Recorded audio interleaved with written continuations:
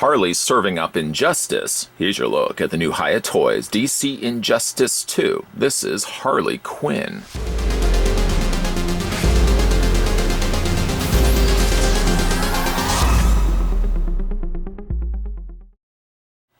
Exquisite Mini is a new standard setting series for 1/18th scale, featuring super articulation action figures from the folks over at Hiya Toys.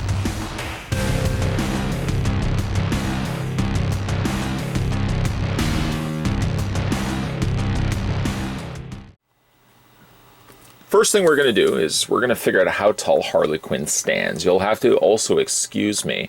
For this review, I have to unfortunately keep her on her display stand. A little bit about that in a second. She just has a real tough time standing on her own. I guess I really don't have to explain it now later, but I will. Oh, remind me, I will. The figure itself stands 4 inches in height. She seems small, but I guess she's about the same height as Red Hood. We'll do some comparisons in a second. The figure stands also 10.2 centimeters in height.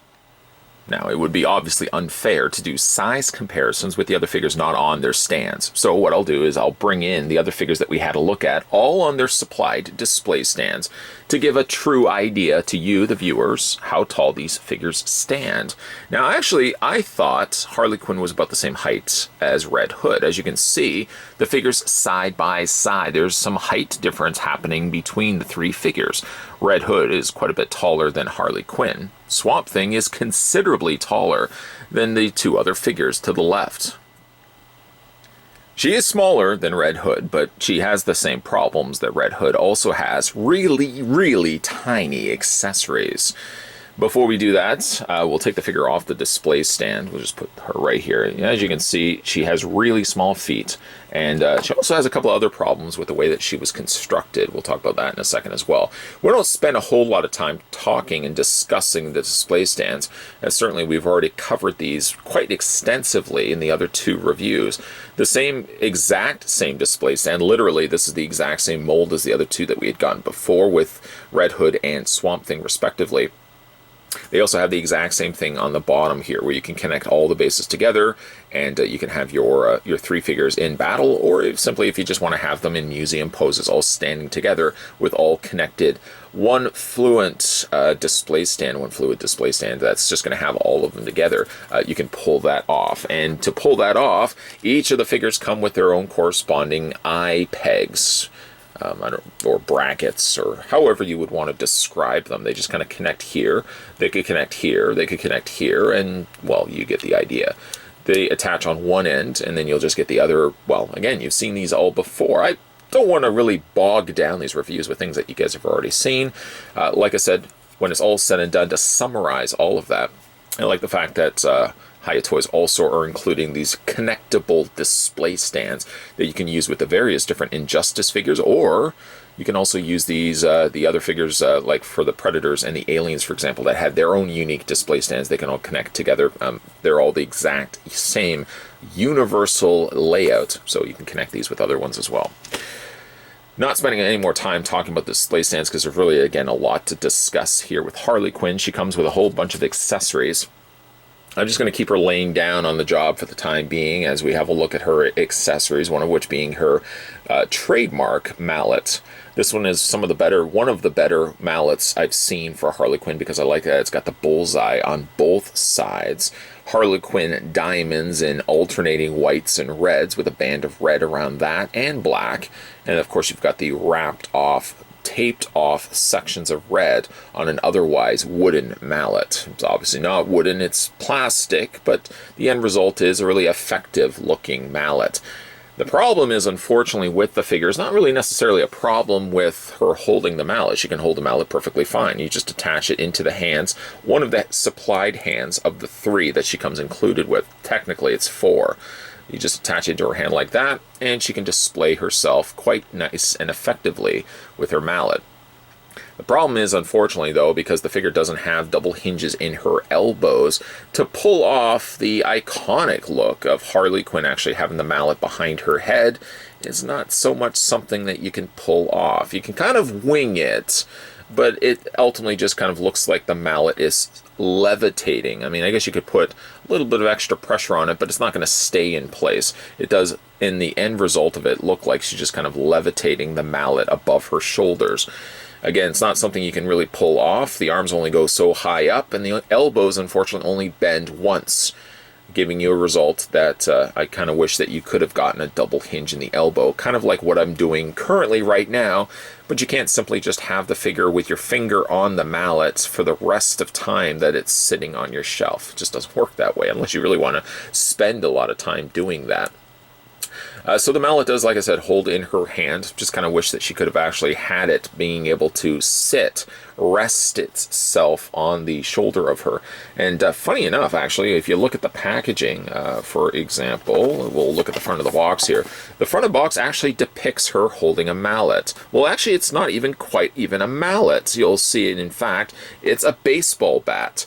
The baseball bat sits quite easily against her shoulder, but the bend is not something that you can pull off with the actual figure. And ironically enough, this figure, the way it's depicted here on the front, and you know it's the figure right there because there's a hinge on the elbow.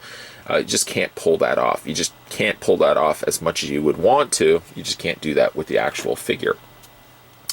We'll take the mallet out of her hand. We'll just put that to the side. Other accessories that come included with her. Maybe we'll just put her down for a second because I feel as if this is going to be stuff I'm going to want to, not going to want to, but ultimately going to be dropping. She comes with a knife, a unique looking knife, which immediately getting it out of the packaging, I almost thought it was a batarang, just the way it was sculpted. I don't think it's a batarang. It obviously looks like one end is slightly more bat inspired, and the other end is actually more so a blade, possibly something that she may have acquired from the Cape Crusader. She doesn't have a supplied, if you look at it on both sides, there and there, she doesn't have any place where she can hold the said included knife, but she does luckily have, much like Red Hood, a hand intentionally designed for holding, oh my god, these are so small, for holding the knife in her hand. And it sits, unfortunately, a little loose. A little loose. Still not to the looseness that it's going to fall out of her hand, but loose enough that if you're not careful and clip it, that knife is going to end up somewhere where you're never going to find it again. So she comes included with that. She also comes with a pair, no, you're currently just looking at a blue screen here. Also comes with a pair of matching pistols. The pistols are done in that same cranberry burgundy color that is going to be quite used frequently when we look at the Harley Quinn. She comes actually with two of those, and you can either put them into her hands, which actually is a talking point about the other accessory that she comes included with. We're going to unpeg that. We already looked at the two hands, right? Yes, we did. Yeah, okay, we're all good with that. She does also come with trigger or pistol holding hands. She comes with two of those. Just to kind of show you then, those are the hands I've currently put in place. This is the other hand for holding the knife, and then she's got another one for kind of holding more so the mallet. So those are her interchangeable hand options. So with the pistols, in a better job than what Red Hood was able to pull off, she does have a couple of holsters, quite visibly, and you know looking at them that they are holsters for her pistols. They can go into the sides on either side. Let's grab the other one here, and we could put that on either side. A nice little place to conceal, not so much conceal them, but at least to store them away if she wants to go swinging the bat with the mallet. Or what you can also do too, as I already discussed it, I might as well, if I've already said that, I might as well follow through with that as well. You can take the pistols and just wedge them into her hand. You kind of have to be careful though, because I noticed there's a little bit of a thinner plastic between the handle and the top part of the pistol. But you just want to wiggle that into her hand like that. There's one. And like I said, it doesn't stay in her hand very well at all. In fact, actually, let's grab another, try to grab a more serviceable looking hand. I mean, again, really that one, I guess you could also use the argument that this one is better suited for holding with the knife. Let's try that out. Yeah, but just really loose. And I immediately quickly pulled that away because I didn't want the risk of that being lost. Last thing I would want is a lost knife. I do find that her hands are a little trickier to also get into sockets, unlike Red Hood, which I found was a little bit easier to get in place. There we go. That's a better fit for her pistol. And where is the other one? The other one is in the holster. Thank goodness I stored it away there for the time being. And we can go ahead and put the other pistol in her hand. And like I said, it's easier said than done. It almost seems as if the handles of the pistol are broader than her hands. I don't know if you can see it right there. It's a little bit thicker than I feel like the hands are allowing them, or the hands have been sculpted for. We'll just go ahead and just, don't want to spend the entire review trying to get pistols into her hands when it's all said and done. Like I said, she does hold the pistols, but kind of awkwardly, I have to admit. This one here, when I eventually settled on the right hand, holds a little bit better than this one right here. You know what, let's try another hand here. Well, the only other hand option, you know what, I did have the wrong hand in place. That would explain most definitely why that wasn't fitting properly. Just peg that back into place. I find it actually helps to wiggle, if anything, the hand onto the peg. Kind of aids as opposed to just simply forcing it on. Then we're going to take the pistol once again. 5 minutes later into this review, it almost seems. There we go. And she's holding her pistols. One of a potential possibility for displaying the figure is displaying her with the pistols. It does look good, I have to admit, when you eventually get the correct hands happening. You can see that the cranberry and the black matches the same color scheme as her costume here. A very familiar sight in the costume here, kind of similar to what we were seeing with, like, was it Arkham Knight or was it Arkham City? One of those two, where Harley Quinn kind of had this motif happening. So those are her accessories when it's all said and done. Let's have a look at the figure itself. Now, overall, I'm not disappointed at all with the figure. She's got a pretty enough head sculpt, keeping in mind, again, how small this figure is. The head sculpt is actually quite good. You can see that she's got a big, big, happy smile to it, to her face. I will say, though, that the face, and the more I look at it, the more I'm almost seeing it, that the face kind of has a little bit more of a muddier look to it. I would have hoped for maybe a slightly whiter, slightly brighter makeup done to her face here.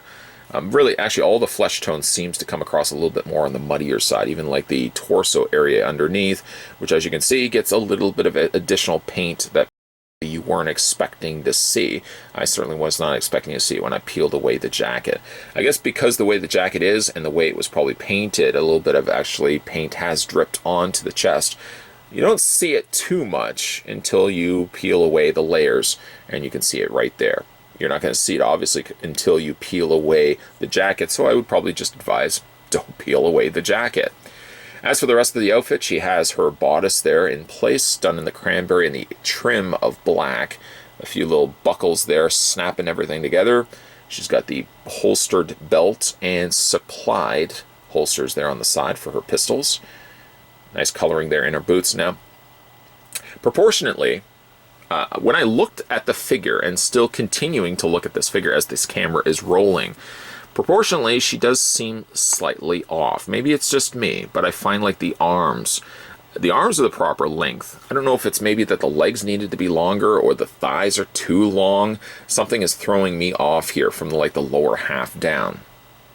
She unfortunately also has a problem where if you straighten her legs, which I wasn't doing, the figure wants to kind of lean forward. Now, I understand also that the legs, the feet, could be bent back a little bit. But even like if you look at it, it looks like she's leaning forward this way. And I'm trying my best to kind of correct that. You can bring the torso up, but it kind of seems still like the stomach is on a weird angle. I think a lot of it can be contributed to the fact that the legs can't go any further back than what they are. So they're kind of abruptly stopping, and they almost seem to always still be pointing on an angle down. Like paint, like I said, is not too bad on this, just short of maybe bringing a little bit of the lighter contrast of the whiter face paint. If they had just gone a little bit lighter on her face, I think some of the details on like her hair, for example, and the areas around her eyes in the black, I think would have popped a little bit more if you were using a lighter white as opposed to this kind of muddier white that they ended up going with. a nice enough looking figure. Really happy with how this one turned out. Like I said, if anything, it's only got a few little shortcomings. There's on the back is the bat logo with the Harley Quinn motif in the center of that. Nice sculpting that done to the back of the bodice, where they've actually put in like panels of actual panel lines there in the sculpt. You can see it if the light hits it just right. You can see these individual lines, these bands running down on the sides. I like that. Those little additional details that you appreciate. The figure is overall well executed, but unfortunately, like, I have real problems with getting the figure to stand. I know so much of that can be easily fixed by just simply including the display stand, which they have, and simply displaying the figure on the display stand, which I plan on doing. It's just a shame that you can't actually display the figure on her own, because her feet are just way too small. And the feet, 1 foot of the feet seems also slightly bent to the side. So I just find a little bit of a difficulty getting her to stand properly. Let's have a look at her articulation. Her head rotates all the way around. Just FYI, her pigtails, her ponytails, are not something that can be moved. You can't move these left and right. Bending and twisting them may result in that breaking off, and that's certainly not what you want to do. The arms rotate all the way around. Oh, and also something else to mention as well. Unlike the Red Hood, and unlike Swamp Thing, this particular Harley Quinn only has just a single ball joint. She doesn't have that double joint in the neck, where the neck had the joint and the head had a joint. This one does not have that. Just FYI. The upper torso does have a ball joint. To the credit, at least of Harley Quinn, it seems to move a little bit more freer than the other two figures that we had a look at. You can crunch it quite considerably back, giving her a slightly off-postured position. But at least she has, to her credit, additional posability there, where it seems a little freer, if anything. Shoulders hinge out to only about there. You can rotate the arms forward and back. She has these little, are these epaulets? I'm trying to remember the name of the things that are actually on the top of the jacket. I'm sure somebody will tell me. I wasn't really planning on saying it anyway, so just popping in my mind what I thought was the name of it, I just blurted it out. I think it's epaulets. Somebody will tell me otherwise. The arms rotate back and forth, and like I said, only have the single hinge on the elbow, which is a bit of a shame, yes, because unfortunately I would have loved to be able to display her, I think, with the mallet across her shoulders. That's always the look I like to go with my Harley figures, is being able to pull off that look. A figure that's able to pull that off, I think, is a successful figure, and while the sculpt here is successful, gosh darn, I really wish that she could have been able to do that full bend, the double hinge on the elbows. The pegs on the hands allow the hands, I should say, allow the pegs on the forearms allow the hands to rotate all the way around and hinge back and forth. A little bit on the trickier side, once again, to peg that in place. Just by the way, the peg, it just seems a little bit more on a stubborn side, unfortunately, to get that in place. She has no waist articulation. Legs split out to about there, kind of the same problem that Red Hood unfortunately had. You don't want to pull that too much because the holster is attached to her belt. The legs go forward and back. She does have a double hinge on the knee, which at least she has a double hinge on the knee. Kind of again wish that the elbows could have possessed that. No articulation in the boots, and the feet rotate all the way around, and you can hinge them up and down, and really nothing in the way of an ankle pivot. When it's all said and done, like I said, not a terrible looking Harley Quinn at all. I mean, she does have some positive things going for her, one of which isn't the fact that she can stand properly. So if you unfortunately find yourself wanting to display this figure, which isn't the unfortunate end of it, but unfortunately though, if you want to display the figure and not have her fall over, then yes, you will have to use the supplied display stand, which is not, again, necessarily a bad thing. The display stands do a good enough job of kind of finishing off everything rather nicely. And again, when you have all of the figures lined up, whether you want to connect them all or not on their display stands or keep them separate to one another, they all look like they're from the same line. And that's one of the benefits of using stands that come included with these figures. And it's always nice when companies take the time to include display stands. One last thing before going to final looks is I have to embarrassingly admit that I did leave off one thing from this review. As I was moving the tray around, and I guess I must have dropped one of the other accessories that come included with Harley Quinn, and that is her bat. The bat is very nicely detailed, and I feel so terrible the fact that I left it off of this review. So, of course, I wanted to add it in there because I know anybody who has picked up this figure for themselves or planning on picking up the figures for themselves probably already also knew that the bat was included. So I did want to show you guys here. It still is a problem, unfortunately, getting the bat not necessarily in her hand because you just want to pry the... not quite pry the fingers away, but there are certain hands that are best suited for holding like the bat, for example. But when you do get it into her hand, she still can't, unfortunately, pull off the shoulder bend over top of her, well, what we had saw before, what I had discussed before. We just go ahead and get the hand back onto the socket. A little bit difficult, like I said, but you can get the bat not quite on her shoulder. So yeah, as a result of it, the hand does unpeg from the socket section. You can't pull off the look without sacrificing the hand coming off of the ball joint. One thing though, as a talking point that I did want to include was the fact that she did come included with the bat. As I said, I probably was just taking the figure out of the tray. And when I was taking it out of the tray, I guess the baseball bat must have fallen on the floor, in which I had noticed it after the fact. So I just wanted to add this part into the review to show you guys actually that the bat was included, and it was something that comes included with the figure as one of her many accessories. Harley Quinn is truly a welcomed addition to the growing Injustice 2 3 3/4 inch figures that Hiya Toys are producing. Still though, for as happy as I am to finally get ourselves a Harley Quinn, I can't help but hope and continue to hope that Hiya Toys, with their growing expansion of this line, will eventually release a Joker. That is going to be the one I'm really looking forward to seeing. But taking nothing away from Harley Quinn, she comes across quite nicely. She's well put together for the most part. I still feel like there's something proportionally off with her lower half. Maybe it's just the way I'm seeing it.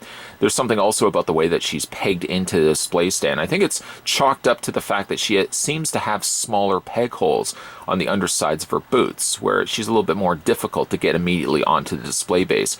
Frequent twistings and forcing the foot onto the peg eventually, I think I was able to widen and make the hole a little bit bigger on the underside of her boot, so she stands a little bit easier. Other than that, the only other nitpick I could make about the figure is still wishing that she could have possessed a double hinge on the elbow. Still not something that any of the figures really have possessed so far, but to pull off that iconic look of Harley sporting her mallet over top and across her shoulders is not something you could pull off with a single hinge, and unfortunately here, you can't pull it off with Injustice 2 Harley Quinn either. Still, overall, a nice looking figure. Again, I love the fact that there's different contrast between Harley and Red Hood, between Red Hood and Swamp Thing, and between Swamp Thing and Harley Quinn. I like that they chose these characters, not immediately giving us all the A-listers, although I wouldn't say necessarily that Red Hood and Swamp Thing are any slouches, but it's just nice that we got these figures and immediately didn't get the Trinity, for example, and a Joker right away. Hopefully, again, that Hiya Toys are watching these videos that these reviewers are putting out. Overall, I think the general consensus of these 3 3/4 inch figures are that they're successful.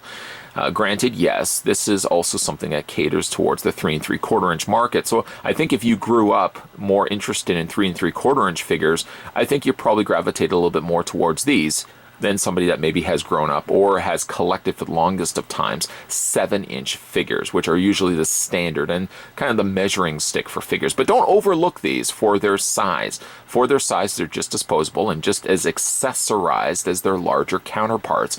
And I'm glad that Hiya Toys is hitting this market as opposed to trying to give us another version of a 6-inch, 7-inch, or anything that they're able to license out in a larger scale format. Give us the smaller scale figures. I don't think there's nearly enough love for the smaller 3 3/4 inch figures. So I'm glad Hiya Toys is hitting that market.